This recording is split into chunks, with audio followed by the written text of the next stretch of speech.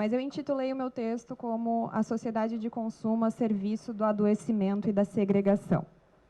Né? Então, a ideia é falar do consumo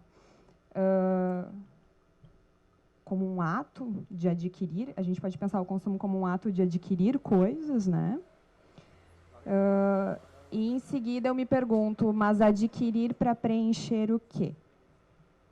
Qual é a lógica, então, que estrutura essa sociedade de consumo que a gente está hoje?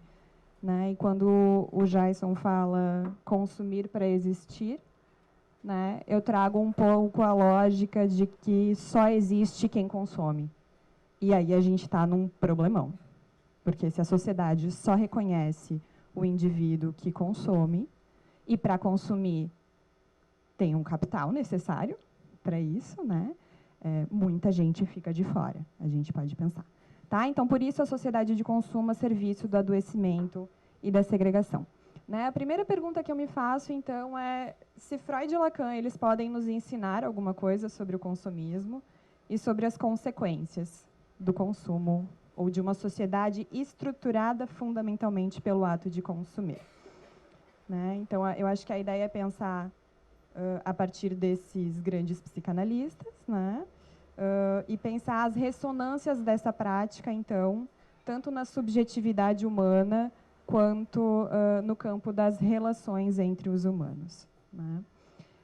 Para trazer um pouco desse tema, eu vou tentar trazer um pouco para vocês do texto do Freud que se chama O Mal-Estar na Civilização. Né? Então, Freud, nesse texto, ele vai ressaltar que o humano funciona a partir de um registro que ele nomeará como princípio do prazer, onde o eu tenta, a todo custo, evitar e eliminar sensações de dor e desprazer. O segundo ponto, o humano conhecido como sujeito de desejo é constituído por uma falta estrutural que o condena ao mesmo tempo ao desejo, que é o que o coloca em movimento, né? Vou atrás porque me falta algo, estou em movimento porque me falta algo, né? A gente vai, a gente faz a graduação, a gente faz uma pós, daí a gente tenta entrar no mestrado, daí a gente escreve, daí a gente vê aquela bolsa na vitrine e pensa, é isso que me falta. Aí a gente pensa, mas a vida não é só isso, então eu tenho que viajar, eu vou para a Europa, daí eu dou uma passadinha na Ásia. Então, nesse sentido, assim, de que o desejo que é provocado a partir de uma falta é o que nos coloca em movimento, e ele também vai falar da incompletude. Ou seja, aquilo que eu suponho que vai preencher a minha falta, preenche parcialmente, não preenche por completo. Se preenchesse por completo, eu nunca estaria pensando numa outra coisa para ir atrás. Né? Então, ele vai falar que a gente tem satisfações parciais e não completas. Né? Terceiro ponto desse texto. O sujeito de desejo viverá na tentativa de preencher essa falta, pois assim supostamente atingiria a felicidade, aspiração dos humanos por excelência, seja através da ausência de dor e desprazer, ou a partir de vivências de fortes prazeres. E ele também vai nos alertar que a satisfação irrestrita, que a priori é aquilo que a gente sempre procura, né, para atingir a felicidade, mas ele vai dizer que a satisfação irrestrita de todas as necessidades se apresenta como a maneira mais tentadora de conduzir a vida, mas significa pôr o gozo à frente da cautela, trazendo logo o seu próprio castigo. Tá bom, então, Freud, o que significa pôr o gozo frente à cautela? Né? Significa, de modo geral, a dificuldade do humano em renunciar a alguma parcela de satisfação. A gente quer, e a gente quer o tempo todo. Né? Renúncia é indispensável para que continuemos a desejar, bem como para que a gente se mantenha em relação com os outros também. Porque se eu me completo, ou me completo com um objeto, que é a proposta do consumo, né? Porque eu haveria de me relacionar com outro, que é extremamente trabalhoso, né? Porque o outro não é nem um pouco semelhante a mim. Às vezes é, mas na maioria das vezes não, dá trabalho. Dá trabalho se relacionar com gente. Não dá trabalho se relacionar com objeto, mas com gente dá. Minha proposta é trazer o que Lacan também traz no seminário 17 e uma conferência que ele fez em Milão, que a sociedade atual é governada pelo discurso do capitalista. Né? Então, eu falo do discurso do capitalista a partir dessa leitura. Né? Então, uma época arquitetada por esse discurso e marcada pela sociedade de consumo. O que tem nela? Né? Segundo Baudrillard, essa sociedade é marcada por não nos cercarmos mais de outros homens, e sim de objetos, da recepção e manipulação de bens e informações. Isso porque o discurso do capitalista impõe ao sujeito o rechaçamento da falta-ser. Ou seja, é um discurso que não autoriza aquilo que Freud falou em Um Mal-Estar na Civilização, que a gente é incompleto.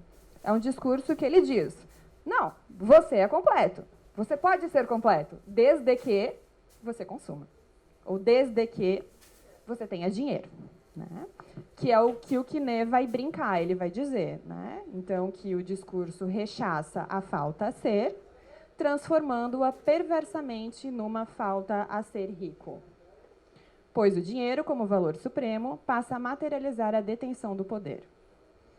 Segundo ponto desse discurso, o imperativo goze, que por ser imperativo dispensa o pensar e a invenção, o que potencializa a obediência e o conformismo.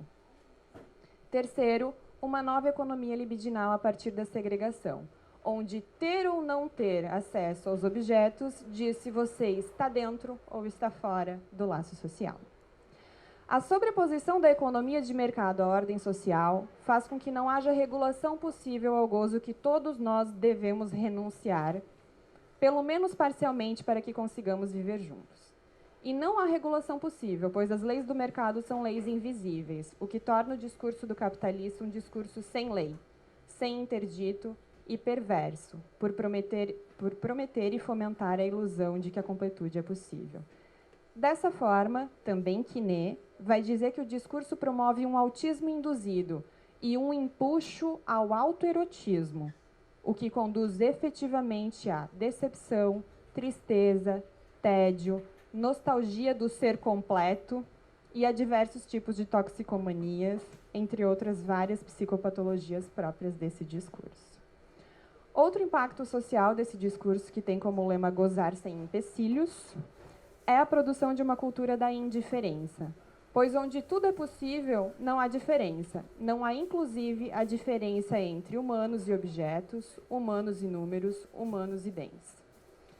Elke Matos refere quando revela que as relações atuais são marcadas pelo cálculo e pelo interesse, características que remetem à economia de mercado. Diz a filósofa que estamos num mundo onde não há mais contato, não há encontro e, consequentemente, não há engajamento na relação e no cuidado com os outros. Na mesma lógica, Badiou fala que o discurso se aproxima da barbárie, pois numa sociedade que aceita abertamente, de maneira amplamente consensual, que o lucro seja o único motor viável para fazer funcionar a coletividade, a norma torna-se ganhar o máximo de dinheiro possível, independente da validade dos meios necessários para atingi-la. Então, é possível dizer que esse laço social, governado pelo discurso capitalista, reduz a linguagem ao comando e faz e dificulta a sustentação de uma ética que resiste à tendência de tamponar a falta que constitui o sujeito e que faz com que o sujeito venha a se relacionar com os outros.